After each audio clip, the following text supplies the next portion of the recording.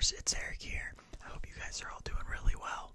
So, today's video is going to be a little different, but in order to celebrate International ASMR Day, which is April 9th, which is the day I'm recording this on, I decided to do something a little different, and that's just going to be essentially what is ASMR, even though a lot of you already know, but then also a pretty comprehensive history of it, which I thought was pretty interesting, because ASMR goes a lot farther than you think, probably way beyond YouTube. You know, it's been around for a long time, and a lot longer than I thought, honestly. And it's evolved, obviously, and it's, you know, like, the name wasn't always ASMR and stuff, but it's really grown and it's expanded to other things, and that includes things outside of YouTube.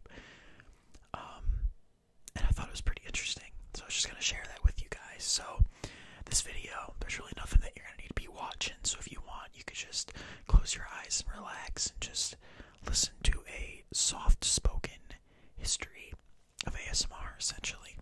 So without any further ado, we are just going to get right into this. Alright, so sit back and relax. Alright, so autonomous sensory meridian response is what it's called, and it's an experience characterized by a static-like or tingling sensation on the skin that typically begins on the scalp and moves down the back of the neck and upper spine. It has been compared with auditory tactile synesthesia. Autonomous sensory meridian response signifies the subjective experience of a low-grade euphoria characterized by a combination of positive feelings and a distinct static-like tingling sensation on the skin. It is most commonly triggered by specific acoustic, visual, and digital media stimuli, and less commonly by attentional control. So, just an overview of ASMR. The origins of its name. The term autonomous sensory meridian response was coined on February 25th, 2010 by Jennifer Allen, a cybersecurity professional residing in New York, in the introduction to a Facebook group she founded entitled the ASMR Group. How about that? Prior to the subsequent social consensus that led to what is now the ubiquitous adoption of that term, other names were proposed and discussed at a number of locations, including the Steady Health Forum, the Society of Sensationalists Yahoo group, and the Unnamed Feeling blog.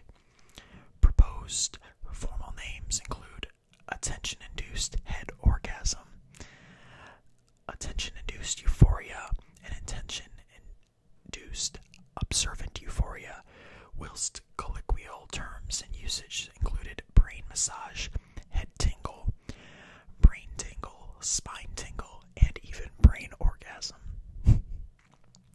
Whilst many colloquial and formal terms used and proposed between 2007 and 2010 included reference to orgasm, there was during that time a significant majority objection to its use among those active in online discussions, many of whom have continued to persist in differentiating the euphoric and relaxing nature of ASMR from sexual arousal.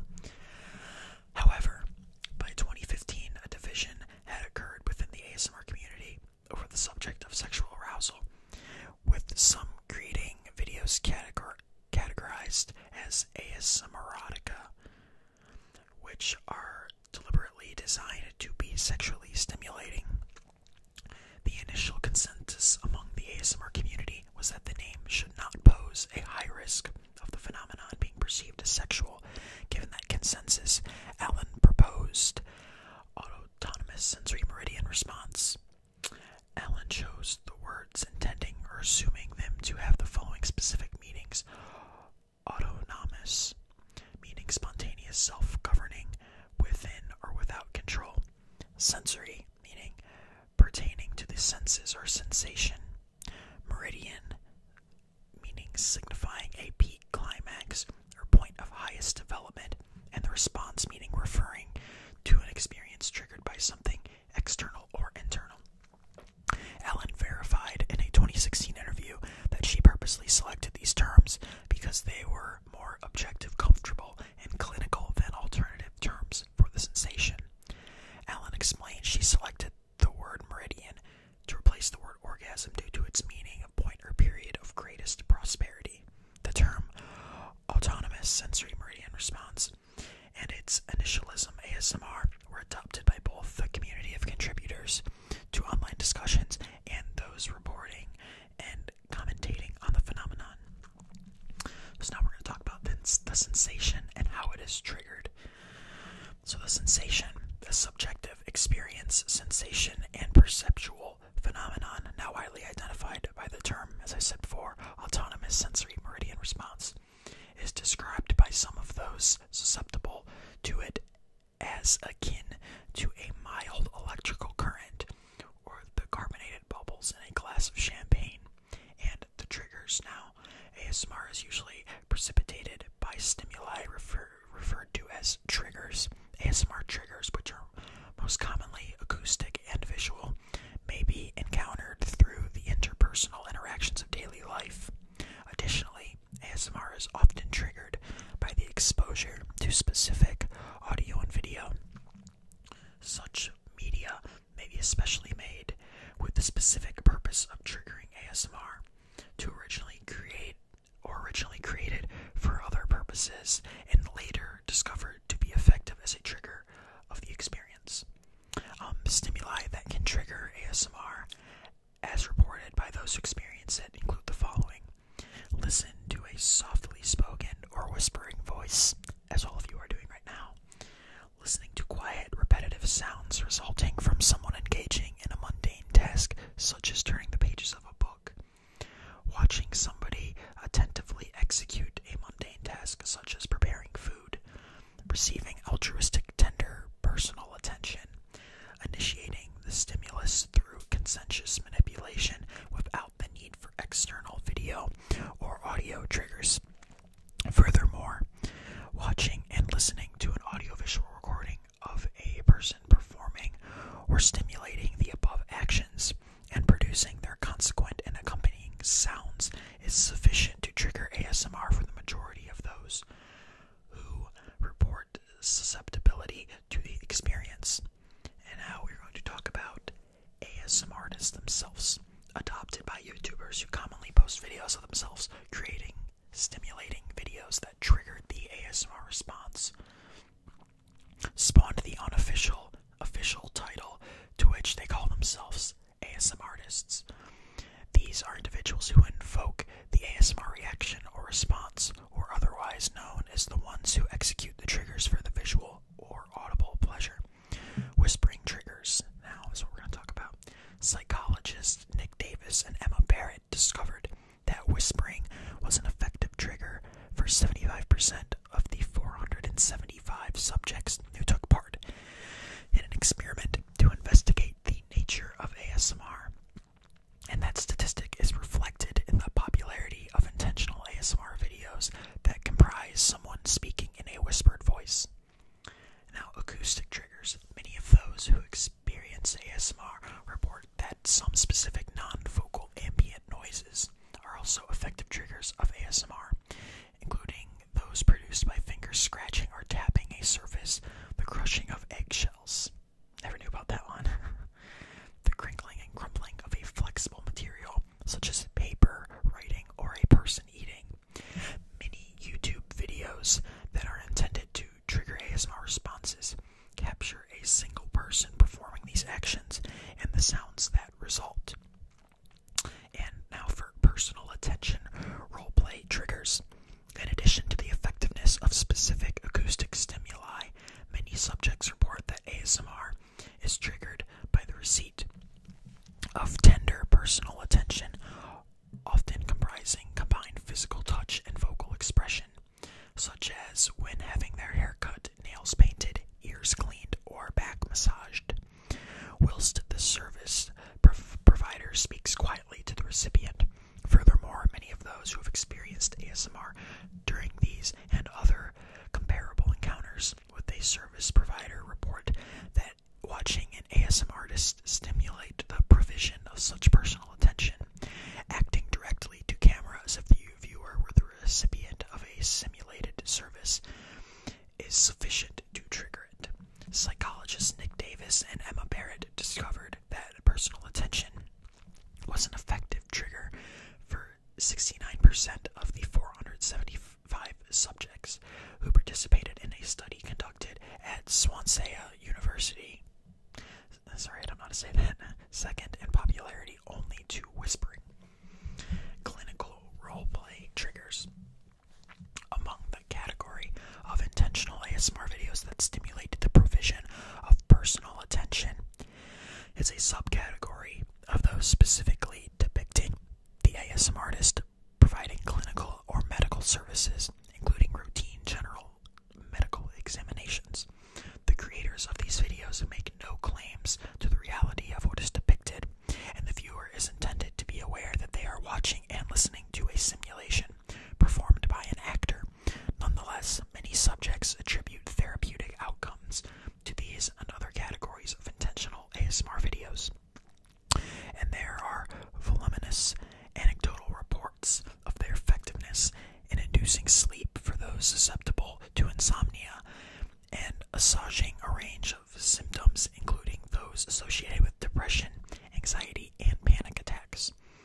In the first peer-reviewed article on ASMR published in Perspectives in Biology during the summer of 2013, Nitin Ahuja, then a medical student at the University of Virginia, invited conjecture on whether the receipt of simulated medical attention might have some tangible therapeutic value for the recipient, comparing the purported positive outcome of clinical roleplay ASMR videos with the themes of the novel Love in the Ruins by author and physician Walker Percy, published in 1971.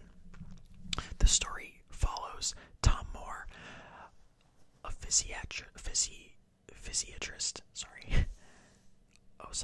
psychiatrist, my bad,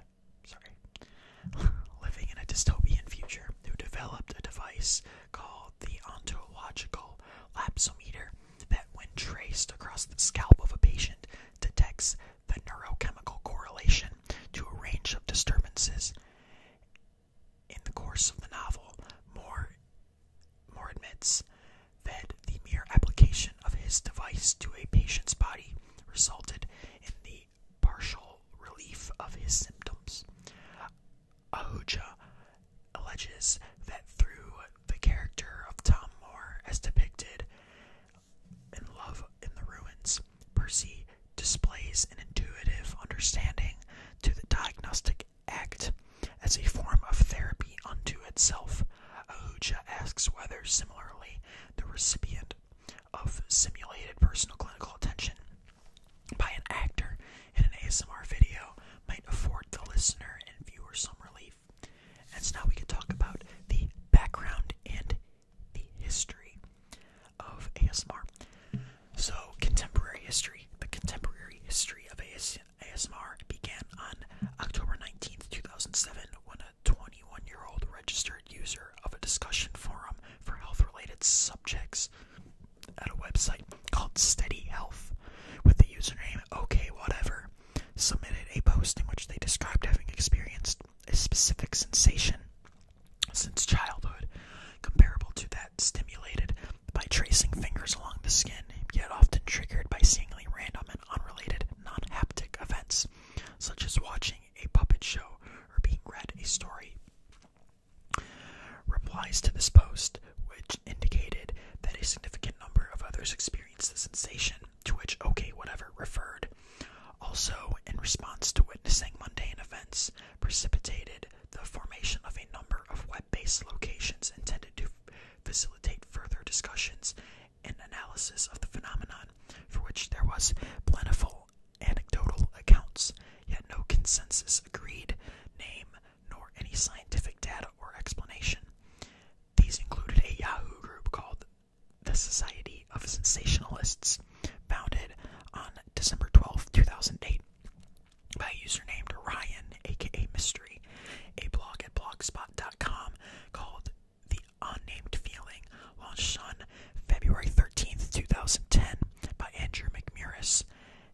ASMR Facebook group founded on February 25th, 2010 by Jennifer Allen, a subreddit forum created by an individual with the username Mr. Stoned One on February 28th, 2011, and a number of other web locations that facilitate user interaction.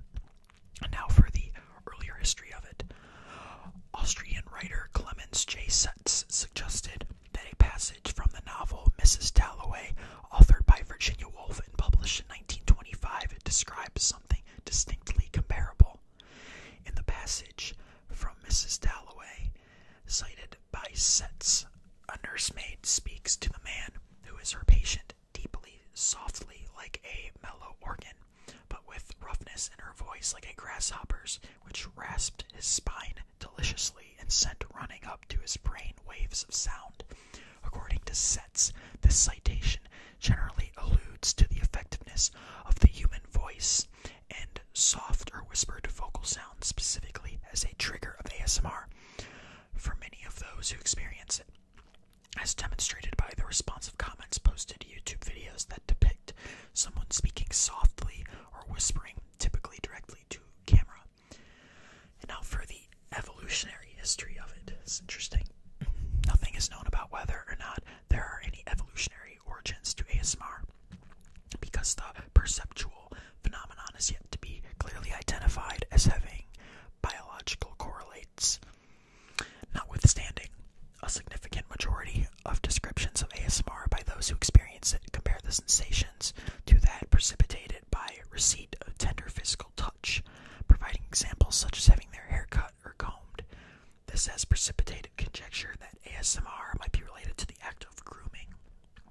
For example, David Huron, professor in the School of Music at Ohio State University, states that the ASMR effect is clearly strongly related to the perception of non-threat and altruistic attention, and has a strong similarity to physical grooming in primates, who derive enormous pleasure, bordering on euphoria, when being groomed by a grooming partner, not to get clean, but rather to bond with each other.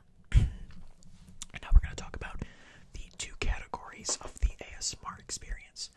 Whilst little scientific research has been conducted into potential neurobiological correlates to the perceptual phenomenon known as autonomous sensory meridian response, with the consequent dearth of data with which to explain or refute its physical nature, there is a voluminous anecdotal literature comprising personal commentary and intimate disclosure of subjective experiences, distributed across forums, blogs, and YouTube comments by hundreds of thousands of people within this literature, in addition to the original consensus that ASMR is euphoric but not sexual in nature. A further point of continued majority agreement with the community of those who experience it is that they fall into two broad categories of subjects. One category depends upon external triggers in order to experience the localized sensation and its associated feelings, which typically originate in the head, often reaching down the neck and sometimes the upper back. The other category can intentionally augment the sensation and feelings through attention control, without dependence upon external stimuli or triggers, in a manner compared by some subjects to their experience of meditation. And now for media. So, the most popular source of stimuli reported by subjects is to be effective in triggering ASMR is video. Videos reported to be effective in triggering ASMR fall into two categories, identified and named by the community as intentional and unintentional.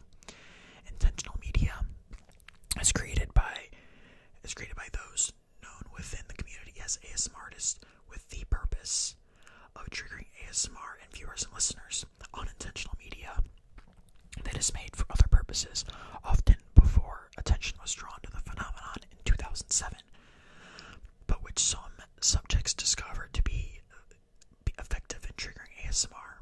One of the most popular examples of unintentional media, as several journalists have noted, is a famed painter, Bob Ross, and his videos on YouTube triggering the effect in many of his viewers.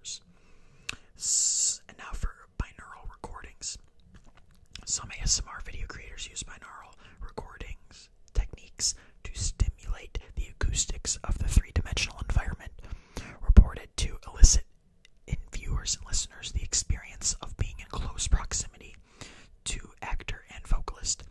Viewing and hearing such ASMR videos that comprise ambient sound captured through binaural recording has been compared to the reported effect of listening to binaural beats, which are also alleged to precipitate pleasurable sensations and the subjective experience of calm equanimity. Binaural recordings are made specifically to be heard through headphones rather than loudspeakers. When listening to sound through loudspeakers, the left and right ear can both hear the sound coming from both speakers. By distinction, when listening to sound through headphones, the sound from the left earpiece is audible only to the left ear, and the sound from the right earpiece is audible only to the right ear. When producing binaural media, the sound source is recorded by two separate microphones, placed at a distance comparable to that between two ears, and they are not mixed but remain separate on the final medium, whether video or audio. Listening to binaural recording through headphones stimulates the binaural hearing by which people listen to live sounds. For the listener, this experience is characterized by two perceptions.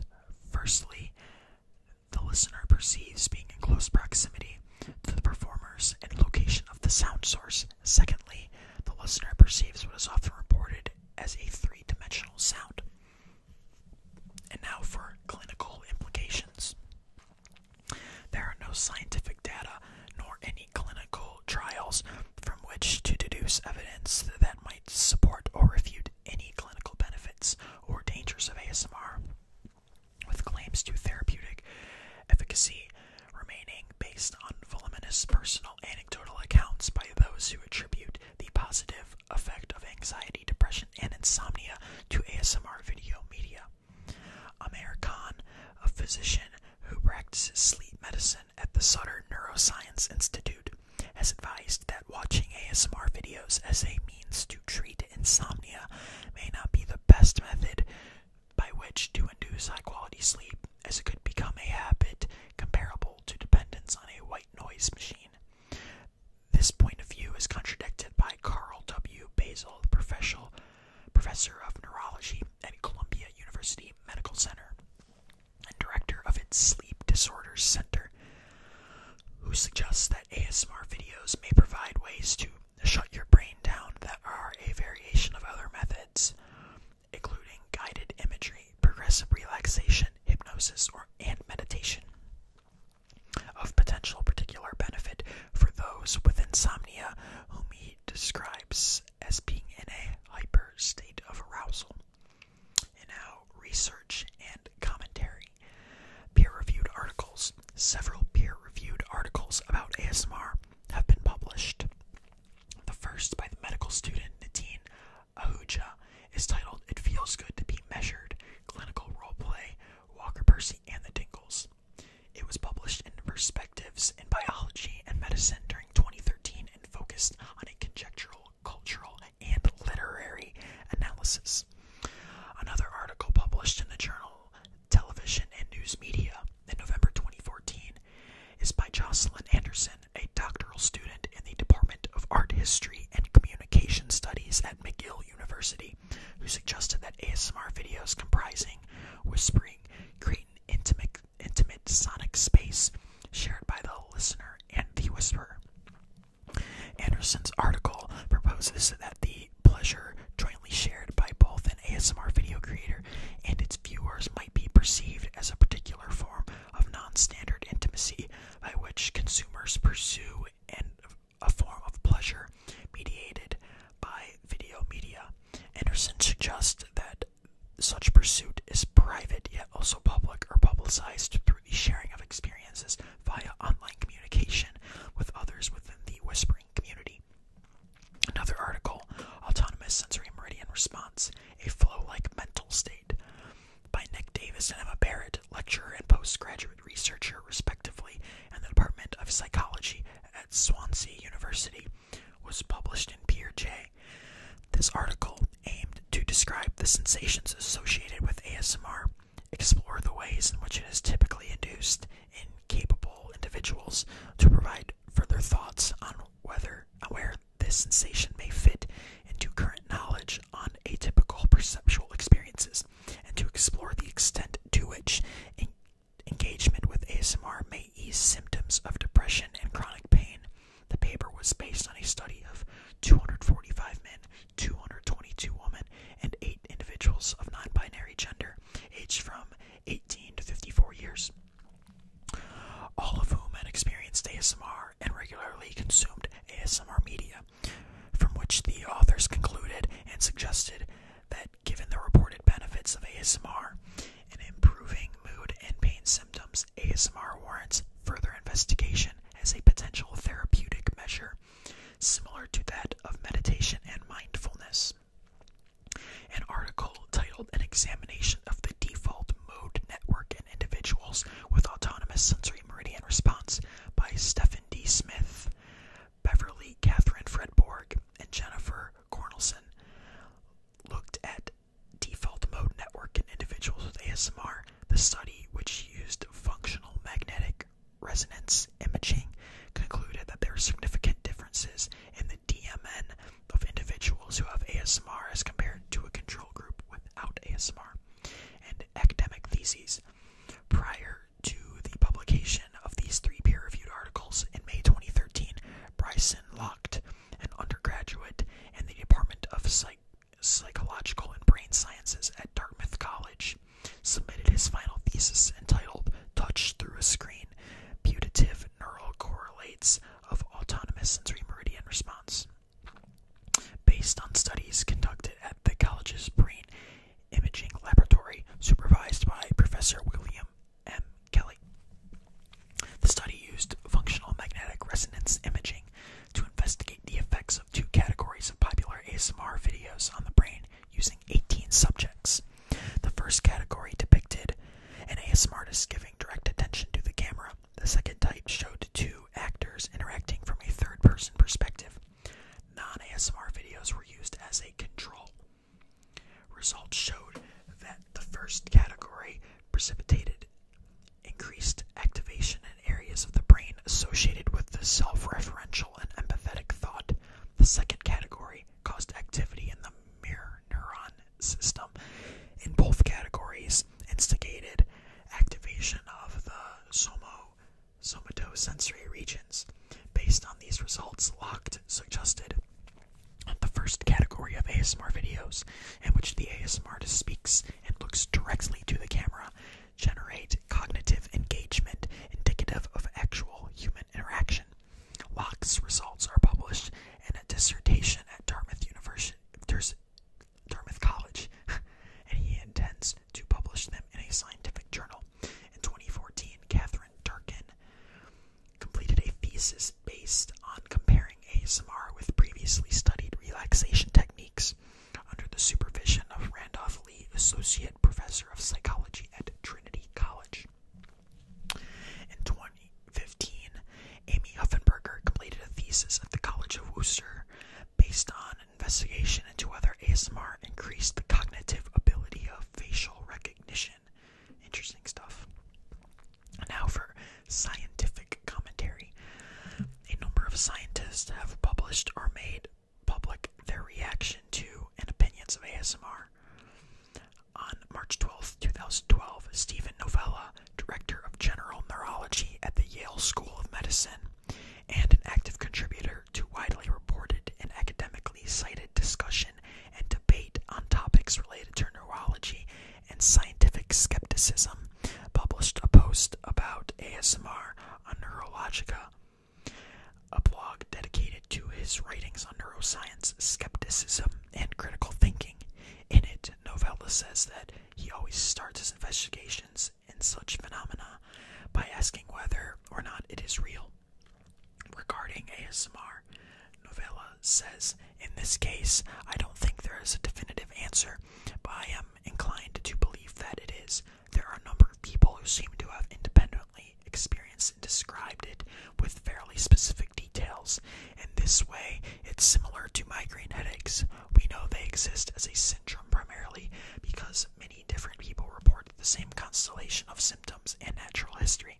Novella tentatively posits that the possibilities that ASMR might be either a type of pleasurable seizure or another way to activate the pleasure response. However, Novella draws attention to the lack of scientific investigation into ASMR, suggesting that functional magnetic resonance imaging and transcranial magnetic stimulation techniques should be used to study the brains of people who experience ASMR in comparison to people who do not, as a way of beginning to seek scientific understanding and explanation of the phenomenon.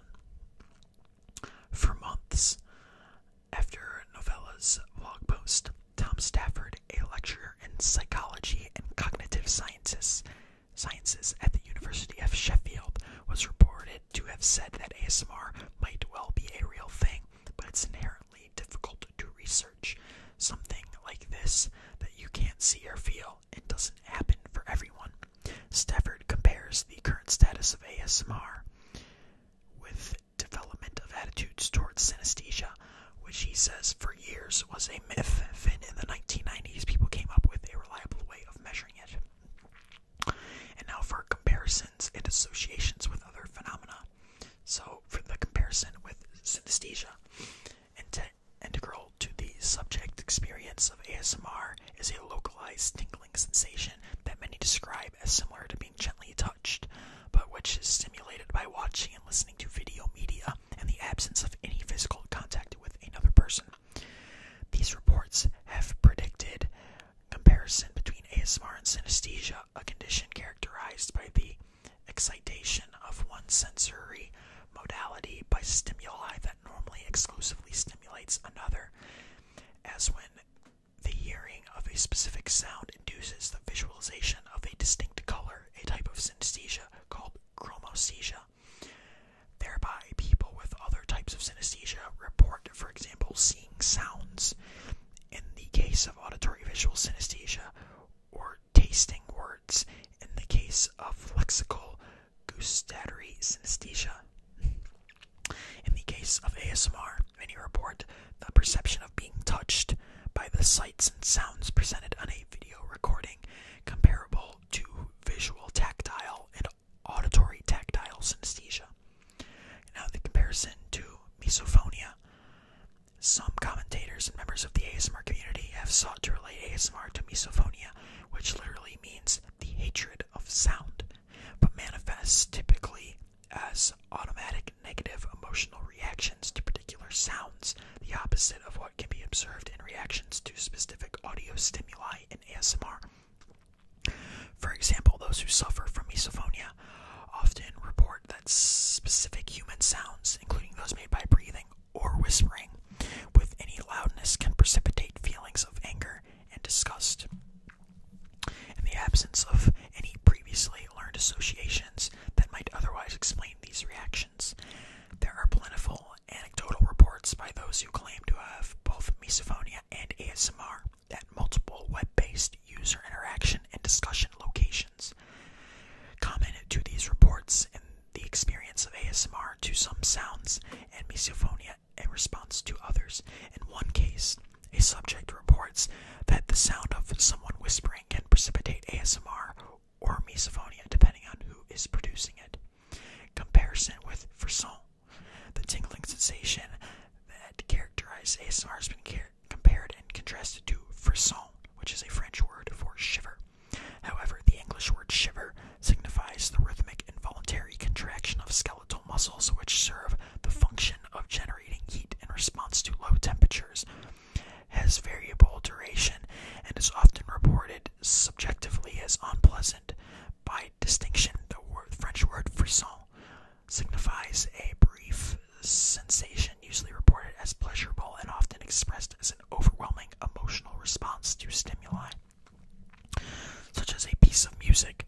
Frisson often occurs somewhat simultaneously with piloerection, colloquially known as goosebumps, by which tiny muscles called erector pili contract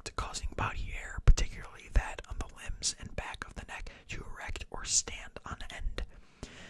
Despite such similarities and commonalities between the two, if you enter ASMR and frisson into an internet search, you may see a number of posts claiming that frisson and ASMR are two different phenomena. These comparisons are taking place primarily on internet forums, however, very few legitimate studies have been done on ASMR, and even fewer have discussed the link between it and frisson specifically. At this time, much of the data on ASMR comes from primarily anecdotal sources. And now for association with sexuality. There have been persistent efforts by many of those who form the ASMR community to distinguish the euphoric sensation that characterizes ASMR from sexual arousal and to differentiate video media created with intent to trigger it from pornography. Meanwhile, some journalists and commentators have drawn attention to the way in which many videos made as triggers are susceptible to being perceived as sexually provocative in a number of ways. Firstly, the use of objects as acoustic instruments and points of visual focus, accompanied by a softly spoken voice, has been described as potentially fetishistic. Secondly, commentary and reporting on ASMR videos points out that the majority of ASMR artists appearing in them are young, attractive females whose potential appeal is further allegedly sexualized by their use of a whispered vocal expression and gentleness of simulated touch, purportedly associated exclusively with intimacy. The popularity of ASMR videos featuring women does substantially exceed those created by male performers, such as I. However, there are some popular male ASMR artists. And now for representation in literature and the arts. Contemporary art first. British artist Lucy Clout's single-channel video, Shrugging Offing, made for exhibition in March 2013, uses the model of online ASMR broadcasts as the basis for a work exploring the female body. And now for digital arts. The first digital arts installation specifically inspired by ASMR was by the American artist, Julia White's, and called Touch Museum, which opened at the Young Projects Gallery on February 13th, 2015, and comprised video screenings distributed throughout 7 rooms. And now for music. The music of Julie White's Touch Museum digital arts installation was composed by Benjamin Wynn under his pseudonym Daru, and was the first musical composition specifically created for live ASMR arts event. Subsequently, artists Sophie Millet and Marie Tosland created a live binaural sound work composed of ASMR triggers broadcast by Resonance FM, the listings for which advised the audience to listen with headphones for the full sensory effect. On May 18th, 2015, contemporary composer Howie released an album called Platform, which included a collaboration with artist Claire Tolan named Lonely at the Top, intended to trigger ASMR. And now ASMR in film. There have been 3 successful crowd-funded projects, each based on proposals to make a film about ASMR. 2 documentaries and 1 fictional piece, none of which are currently completed. Fictional and creative literature now. In March 2013, the American weekly hour-long radio program This American Life, produced by WBEZ and hosted by Erik, broadcast the first short story on the subject of ASMR called A Tribe Called Rest. Authored and read by American novelist and screenwriter Andrea Siegel. And ASMR nonfiction, there's currently 1 nonfiction book on ASMR, part of the Idiot's Guide series. It's interesting, I didn't know that. And now it's just some statistics on ASMR. I believe this is the last section. Yes, it is. So, in addition to the information collected from the 475 subjects who participated in the scientific investigation conducted by Nick Davies and Emma Barrett, there have been 2 attempts to collate statistical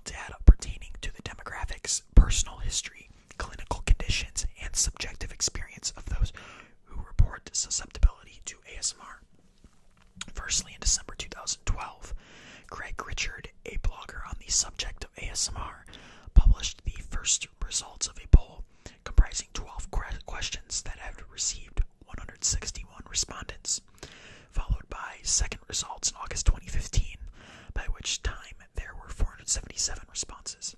Secondly, in August 2014, Greg Richard, Jennifer Allen, and Carissa Burnett published a survey at SurveyMonkey that was reviewed by Shenandoah University Institutional Review Board and the Fuller Theological Seminary School of Psychology Human Studies Review Committee. Man, that's a mouthful. And in September 2015, when the survey had received 13,000 responses, the publishers announced that they were analyzing the data with intent to publish the results. No such publication or report is yet available. Alright. So there you have it. It was a in-depth history of ASMR along with a good explanation of what it is. So, yeah, I just thought this would be something different to do, like I said, to celebrate International ASMR Day. And I think it'll also serve as more than enough information for somebody who's new to ASMR. Because, like, I've gotten people on the live streams before that have said things like, what is ASMR, you know, if they're new to it or whatever. And so, there is other what is ASMR videos that are very brief and they get the point across. But I wanted to make one that not only said that for new users or people who are just discovering ASMR, but also give a in-depth review of the history of ASMR and all about it, and the medical and scientific research that's been done on it. So I thought that would be interesting for those of you who have already become pretty familiar with ASMR. So yeah, it just kind of amazed me, even though they said in there that there's been very few experiments conducted on it. I'm surprised at how many that there were, though, by, like, you know, big colleges and their medical and science fields. You know, they were doing experiments on it, which I think is really cool. That just shows how much that ASMR is starting to grow and gaining popularity within YouTube and other places too, which I think is pretty cool. Like when they talks about the live events and stuff like that, that's pretty interesting stuff. But so yeah, I hope you guys enjoyed this comprehensive analysis, almost, of ASMR and its history. So I think that's all I got for this video. So if you all enjoyed, don't forget to like, comment, subscribe, turn on post notifications, and help support